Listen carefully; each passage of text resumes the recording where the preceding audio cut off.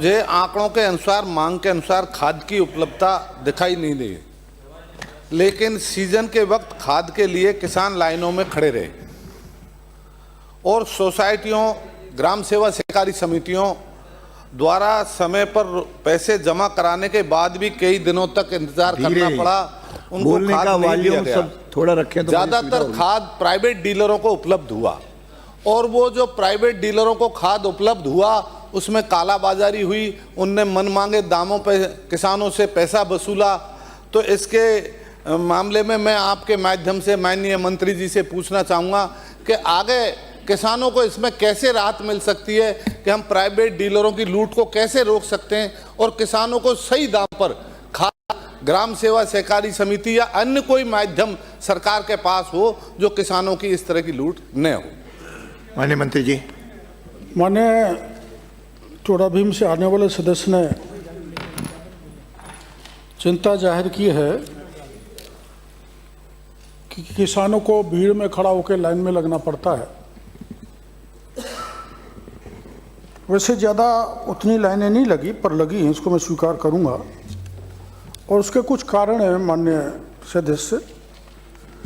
एक तो राज्य में लगातार भारी मानसून रहा, दूसरा अक्टूबर में 2 बार और स्पेल आ गए, बरसात और हो गई, तो उसके कारण अध्यक्ष महोदय जमीन में नमी बनी रही, एक कारण।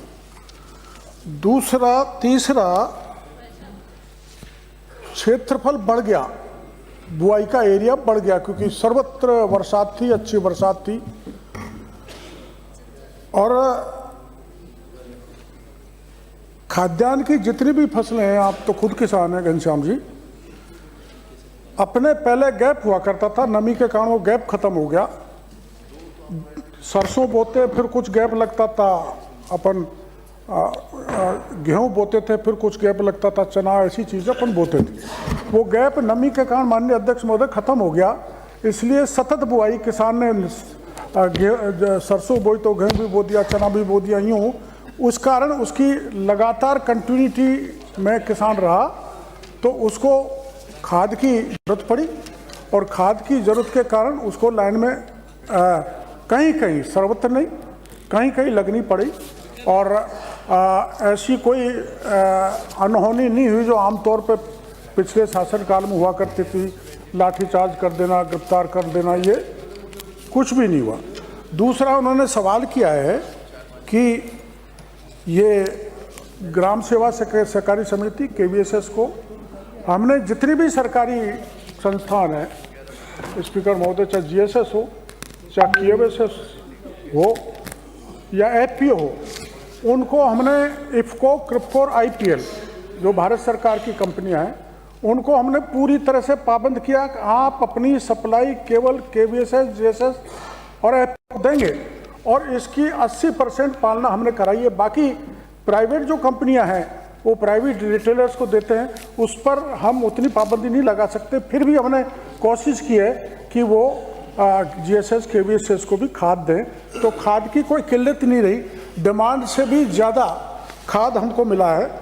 मैं आपको आंकड़ा बताता हूँ। 24-25 का बताओ, 25-26 का नहीं बता दो आप।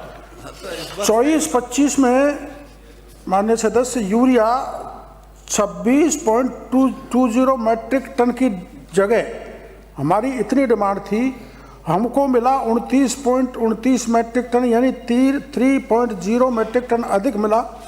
112% हमने यूरिया पाया। और DAP 8.50, हाँ यहाँ थोड़ी कमी है, 8.50 के अगेंस्ट 7.8, यानी 1.42 मैट्रिक टन कम, यानी 83% DAP मिला। किंतु इनके इलाके में SSP को प्रायोरिटी देते हैं DAP की जगह, तो इसलिए SSP करीबन 5,57,000 मैट्रिक टन और NPK 2,72,000 टन इसमें दिया गया, इसलिए किसानों को कोई किल्लत नहीं आई। वैसे ही 2025-26 में यूरिया 25.52 मैट्रिक टन की मांग के अगेंस्ट में 29.06, यानी ये हमको ज़्यादा मिला। और 8.43 के अगेंस्ट 8.45 हमको डीएपी मिला, तो यूरिया मिला 117% अधिक और डीएपी मिला 101%।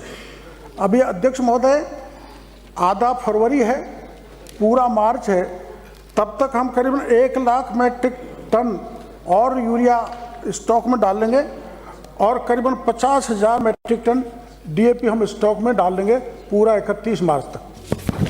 अरे दूसरा पूरक। माननीय अध्यक्ष महोदय, ये किसानों से जुड़ा हुआ मुद्दा है, बहुत गंभीर विषय है। प्रश्न पूछो दूसरा। नकली खाद बेचने वाले और सीजन के वक्त कालाबाजारी करने में सरकार द्वारा क्या कार्रवाई की गई, और ऐसे माननीय मंत्री जी ने भी उसमें कार्रवाई की है, छापे दिए हैं, पर उसमें उजागर हुआ कि खाद मिट्टी से बनाया जा रहा है, बजरियों से बनाया जा रहा है, तो किसान हमारे देश का पेट पालन करता है, और उसके साथ अगर इस तरह का नकली खाद आ रहा है तो इसमें सरकार ने कितने लोगों को गिरफ्तार किया, कितनी कंपनियों को ब्लैकलिस्टेड किया और उनके खिलाफ क्या कार्रवाई हुई। तो आपके माध्यम से मेरा मंत्री जी से आग्रह रहेगा कि इस मामले को बहुत सख्ती से लें, आने वाले समय में ऐसे किसानों के साथ इस तरह का काम न हो, ऐसी पुनरावृत्ति दोबारा प्रदेश में नहीं होनी चाहिए। आप तो आप मेरे मामले में क्यों हर बार व्यवधान करते हो? आप मंत्री रहे हो, सांसद रहे हो, इतने बड़े ओहदे पर रहने के बाद आप इस तरह की बातें करते हो। उनसे बात नहीं करनी है, बात इधर करनी है। माननीय सदस्य, आप भी अपनी ओर ध्यान आकर्षित मत करो। श्रीचंद जी, आप भी अपनी ओर ध्यान आकर्षित मत करो, मैं बैठा हूँ अभी।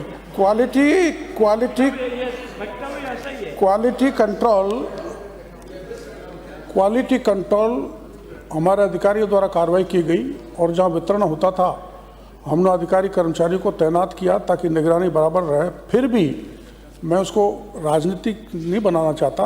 पिछले राज में वास्तव में लोगों की आदत बिगड़ गई थी, रिटेलर्स की, ट्रेड मार्कर्स की, तो फिर हमने इसमें एफआईआर दर्ज किए घनश्याम जी 107, और आपके 5 साल के राज में हुई 20, मात्र 20। हाँ, आगे की मैं बता रहा हूँ ना। हमने निरीक्षण किया 11,938 का, कारण बताओ नोटिस दिया 765 का, लाइसेंस सस्पेंड किया 169 का, लाइसेंस कैंसिल किया 46 का, और 28 केसों में पुलिस ने गिरफ्तारी की। कोर्ट में चालान हो गया 16 केसों में, कोर्ट में करीबन 21 केसों में लोग अग्रिम जमानत ले गए।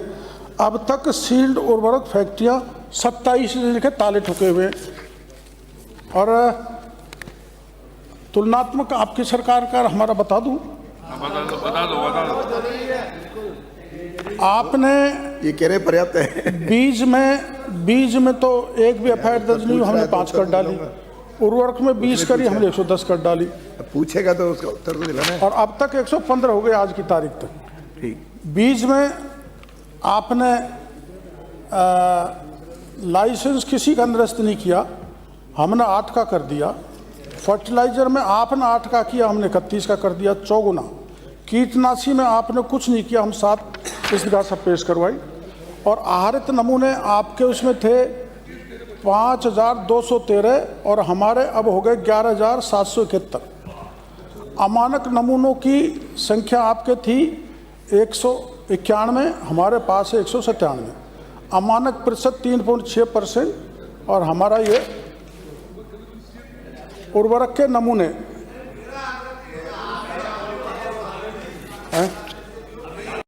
जो हो गया चलो। पर आने वाले समय में किसानों के साथ इस तरह नकली खाद न मिले, टाइम पे खाद मिल जाए, ये मेरा आग्रह है। माननीय अध्यक्ष जी के द्वारा आपसे मेरा ये निवेदन है कि आने वाले सालों में ये बहुत गंभीर विषय है और किसानों के साथ जिस तरह होता है ये आगे नहीं होना चाहिए। वैसे तो आज कृषि की डिमांड है, मैं उन्हें बताऊंगा, लेकिन राजस्थान में जो कार्रवाई फर्टिलाइजर पेस्टिसाइड के लेके हुई, तो केंद्र ने यह निर्णय ले लिया है कि सीड में और फर्टिलाइजर पेस्टिसाइड में सख्त कानून लाया जाएगा, जिससे 10 से 20 साल की जगह 20 लाख की पेनल्टी हो।